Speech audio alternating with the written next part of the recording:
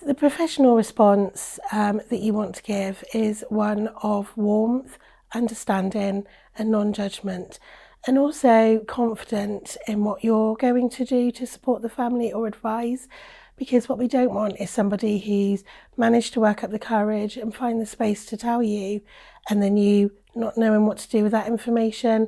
We as professionals need to make a safe place where they feel that they are talking to somebody who is trustworthy, reliable, will hear what they're saying, will validate their experiences and their feelings and be able to put them at ease. And I think it's also important that professionals are using a trauma-informed response. And I think that is really important for all professionals. So, you know, whether that's the receptionist on the desk when they first come into an antenatal appointment, a midwife, a doctor, because it's who that expectant parent feels comfortable with, and creating that opportunity that they're likely to, you know, to start disclosing information that they're not safe and about their experiences. The biggest priority for professionals from whatever field when supporting someone who is experiencing domestic abuse, not only in pregnancy but at any other time, will be to focus upon safety.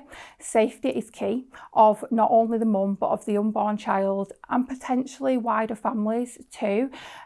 So if a professional gets that disclosure or has that confirmation, whatever that may look like, that domestic abuse is taking place, what we want them to do first of all before they do anything else is check the safety of those conversations continuing. What my suggestion would be to professionals would be to start thinking about, okay, how can we have these conversations in a safe way? How can we make sure that if the perpetrator is attending all of these appointments, that we can ensure that that isn't happening as much, or that we can set that time aside where we're going to be able to have a conversation with mother one-on-one to ensure that we can discuss her experiences and can focus upon what we're going to do now and how we can support moving forward. Even starting early stages of getting some safety planning in place, getting the expectant parent to think about their safety, think about their support networks, who have they got around them that they can trust, who have they got around that can help them in an emergency. So that professional having an understanding of what a person who's disclosing domestic abuse might need to support them. I would also say make sure that you're recording everything, because that might be needed if a protection order may be needed to be put in place. And if you feel that that mum is not going to be safe when she goes home from that appointment or that discussion, get some support, get help, follow your safeguarding procedures, call the NSPCC. We're here as specialists of domestic abuse. We can give you that advice of what to do. Find out what local services are in place, tap into them, build a partnership to see what's on offer. And then we've also got like the national agencies such as your Women's Aid, your Refuge. They can also all give advice and support to help you. The police are a great source of support as well.